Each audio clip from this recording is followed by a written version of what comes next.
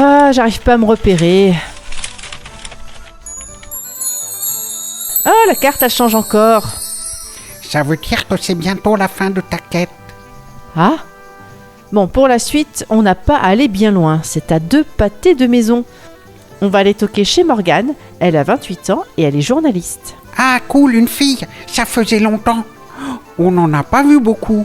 On dirait qu'elles sont timides.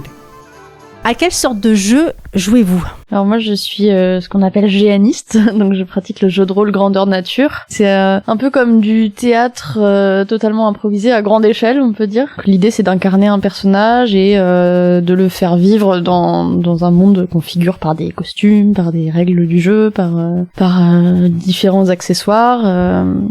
Et du coup d'interagir avec les autres et en général d'exploser le scénario prévu par les organisateurs. Comment vous êtes entré dans le jeu en général et le jeu de rôle en particulier ? J'ai grandi avec un grand frère qui jouait du coup beaucoup aux jeux vidéo. Il m'a fait découvrir un petit peu le jeu de rôle papier. Et puis finalement c'est moi qui après suis tombée toute seule dans le jeu de rôle grandeur nature. La première fois on m'a une amie d'amis qui m'a invitée parce qu'il manquait une écuyère sur un GN dans le sud et donc j'ai fait bah oui ça me parlait bien quoi. Tous les univers imaginaires c'est quelque chose que je fréquente beaucoup par la lecture aussi. Quand vous enfilez votre costume, c'est un peu comme un costume de Superman quelque part, qu'est-ce que vous ressentez ? Je sais pas si je ressens quelque chose mais ça marque un peu le début, l'entrée doucement dans le jeu quoi, parce que ça se fait pas non plus d'un seul coup brusque, enfin en tout cas pour moi. Ouais, c'est le début on se met un peu dans la peau du personnage, on sait que du coup ça va pas tarder à démarrer, commence à parler un peu du jeu avec les gens, mais on n'est pas complètement dedans, donc ça marque un peu la transition pour moi. Il y a une préparation, on va dire, psychologique, peut-être un bien grand mot, mais en tout cas, oui, une préparation sur comment est mon personnage, comment il va être, quel est son caractère. Il y a toute une préparation pré-GN. Certains rôles sont préécrits, mais d'autres on façonne le personnage vraiment nous-mêmes. Il faut déterminer aussi comment il va être, son caractère. Alors moi en plus, je suis un peu stressée quand même avant un GN, donc j'essaye vraiment de déterminer avant quels vont être les traits de caractère, est-ce que j'ai des tics de langage, comment je vais interagir avec telle personne, est-ce qu'il y a des liens aussi entre les personnages. Enfin, ouais, tout ça peut. Après il y en a, ils font 3 lignes de background, du coup, comme on dit, BG, c'est la petite histoire du personnage, quoi. Il y en a qui font des BG de 3 lignes et d'autres qui écrivent des romans. C'est un travail d'acteur, en fait. Ouais, un peu. Enfin, je sais pas, j'ai jamais été comédienne, mais oui, ça se... Vous êtes un peu comédienne quand on fait du GN. Oui, c'est ça, mais après, en dehors de ça, c'est le seul contexte de comédie que je connaisse, en fait. Ouais, c'est pas toujours simple. En plus, après, il y a parfois des personnages qui nous ressemblent et du coup, c'est assez simple à jouer. Et puis, il y en a qui sont vraiment à l'opposé de ce qu'on est. Et alors là, il faut plus insister, je pense, sur ok, donc mon personnage est comme ça, faudra que je réagisse comme ça s'il y a telle situation. Et comme en plus on est dans de l'improvisation permanente, parfois on peut se laisser un peu surprendre par le contexte. Qu'est-ce que ça vous apporte le fait de jouer un personnage, de porter un costume, c'est par rapport à la vie quotidienne? Quand on passe 2 jours de jeu de rôle grandeur nature, c'est un peu comme passer 3 semaines de vacances. Je sais que je suis pas la seule à le dire, mais c'est vraiment plonger dans un autre monde. Et du coup, je dirais pas que c'est relaxant parce qu'on stresse pour plein d'autres raisons, mais alors pas très très différentes de celles de d'habitude, quoi. Et du coup, on est totalement projeté dans d'autres préoccupations et c'est assez rafraîchissant. Je trouve qu'au niveau social aussi, c'est très impressionnant la façon dont on crée des liens, parce que quand on est dans les sphères étudiantes, etc., c'est simple en fait de créer des liens, mais plus tard, c'est un peu autre chose, quoi. Donc, faut passer par d'autres lieux, et je trouve que c'est un lieu de sociabilité super riche, parce qu'il y a aussi beaucoup de milieux différents en fait qui s'entrecroisent, donc on est un peu moins dans l'entre-soi qu'au boulot aussi. On rencontre plein de gens super différents, et en plus on les aborde pas du tout par tu fais quoi dans la vie. C'est plutôt du directement on va chercher cette épée magique ensemble. Donc ça décale le début de relation finalement par rapport à ce qu'on trouve habituellement dans le monde. Là j'ai rencontré d'autres GNistes et parler que le GN c'était se raconter des histoires, c'était partager, c'était échanger. Est-ce que du coup on va chercher dans le GN ce qu'on trouve pas dans la vie quotidienne? Ouais, il y a sans doute un peu aussi l'idée de vivre d'autres choses qui sont pas possibles dans notre monde. Alors après, c'est pas une échappatoire forcément, mais c'est plus vivre d'autres expériences. Est-ce que c'est finalement plus facile dans un univers imaginaire d'aller vers les gens que dans la vie quotidienne? Oui, c'est vrai que ça peut être plus facile d'aller vers les gens dans cet univers imaginaire, parce qu'on a des raisons qu'on n'aurait pas autrement aussi, en fait. Comme il y a ce contexte qui est un peu défini, cette chose qu'on va partager au final de façon imaginaire, mais ça se concrétise par les liens sociaux, quoi. Ça permet aussi parfois de se présenter de façon différente, parce que les gens ont moins d'a priori, parce qu'on est dans un rôle, donc on peut décider de qui on est, et du coup approcher les gens très différemment aussi par rapport à ce qu'on oserait faire dans la vie réelle, quoi. Est-ce que voilà, c'est facile d'entrer dans ce milieu-là quand on est une fille et de s'imposer? Alors moi j'ai jamais ressenti de difficultés particulières. Je trouve que j'ai toujours été super bien accueillie dans les groupes où j'étais. Après le GN c'est aussi le reflet de la société, donc on y trouve aussi les mêmes problématiques, hein. En GN aussi ça m'est arrivé de jouer une guerrière compétente et que un mec qui passe par là me propose des cours d'escrime. C'est pas toujours comment réagir, et voilà, mais je dirais que c'est pas propre au monde du GN, et moi en tout cas ça m'a permis parfois de m'affirmer aussi. J'ai aussi rencontré des GNistes plus chevronnés qui me poussaient un peu hors de mes limites. Bilan plutôt positif, je suppose, même si ça peut arriver de se retrouver dans des situations désagréables aussi. Qu'est-ce que le GN a apporté à votre vie quotidienne? Alors c'est tellement de mondes séparés que j'ai du mal à répondre, mais peut-être que c'est un peu comme le théâtre au niveau de la confiance en soi et tout ça, même si c'est pas encore totalement opérationnel, pour être honnête. Mais sur le côté parler en public peut-être aussi, quand on joue maîtresse des traditions qui doit mener une cérémonie, ça peut servir après quand on doit expliquer un projet de boulot. Parce que justement, vous êtes journaliste, vous êtes amené quand même à prendre la parole, à poser des questions. Donc est-ce que quelque part ça vous aide pas aussi à vous imposer finalement?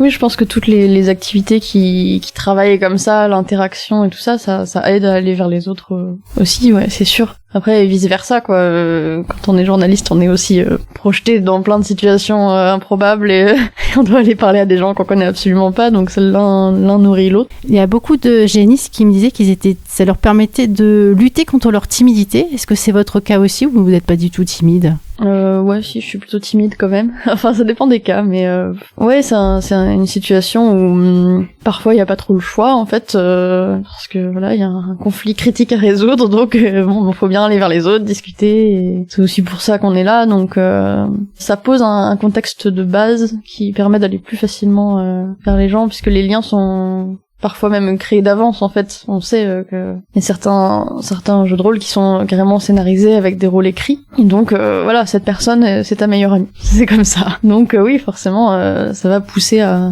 surmonter un peu la timidité, voire même l'effacer un peu, quoi. Depuis combien de temps vous faites du GN?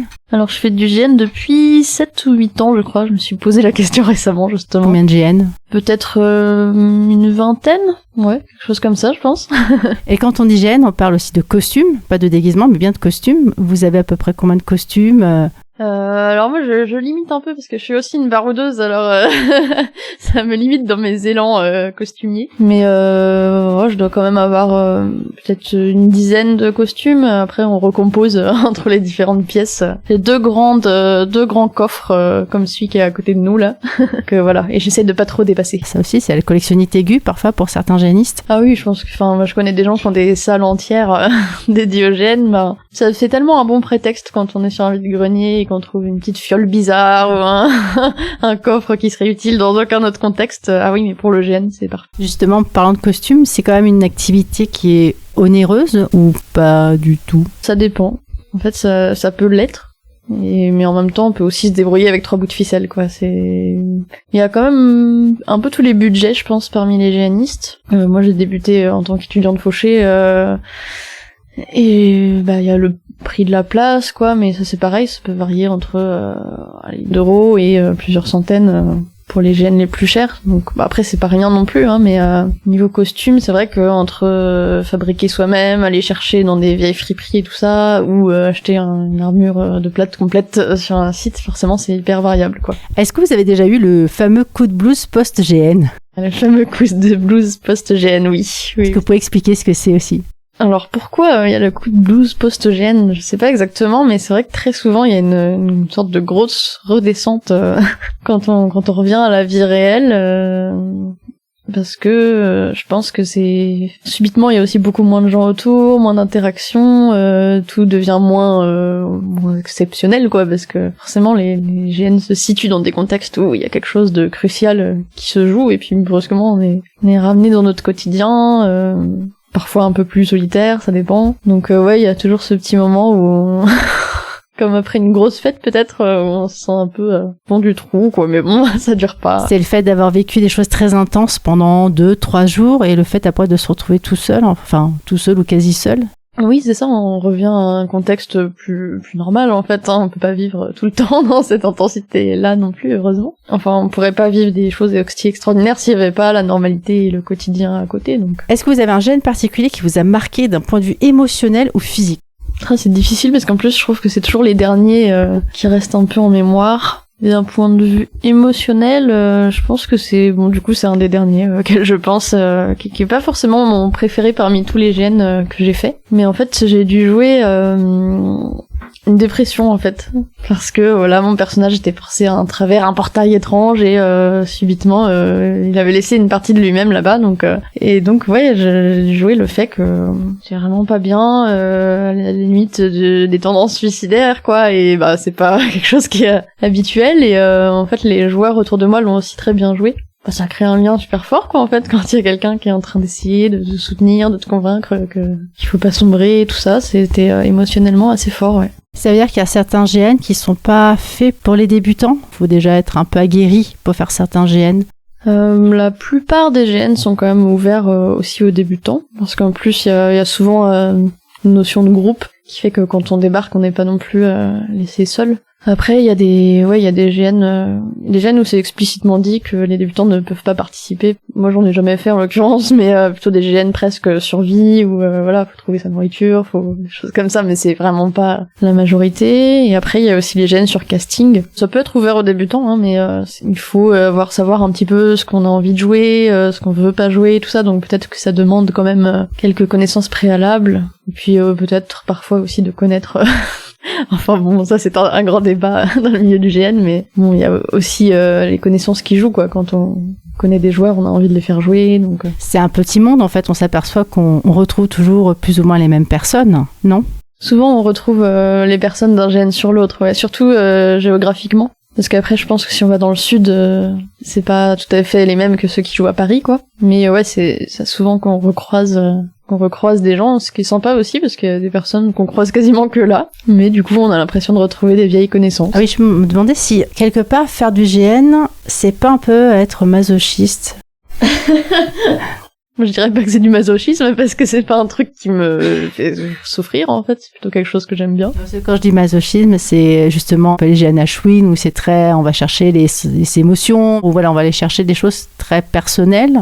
Oui, si, ça m'est arrivé de faire un GN dit Ashwin, où je m'y attendais pas, en fait, d'ailleurs. Et bon, du coup, j'étais un peu partagée à la fin, parce que c'était super intense, mais ouais, en fait, j'étais quand même très mal pendant une partie du jeu, mais après, ça permet de se pousser dans les retranchements, quoi, de vivre des choses fortes, mais en même temps, où il n'y a pas d'enjeu, de réel enjeu derrière. Donc c'est peut-être un laboratoire d'expérimentation émotionnelle d'une certaine façon. Ça permet d'expérimenter des choses qu'on n'aurait pas expérimentées dans la vie ou...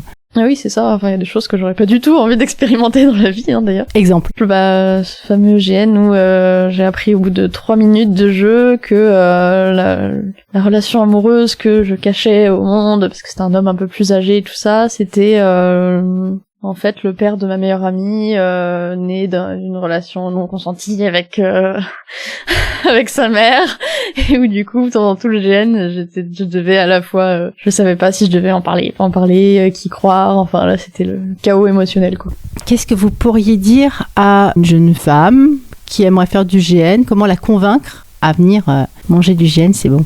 Je sais pas si j'ai un argument spécial pour les femmes, quoi, mais c'est plus que, ouais, si les mondes de l'imaginaire te touchent d'une façon ou d'une autre, bah là, c'est l'occasion de s'y immerger complètement et de vivre des choses à fond, quoi.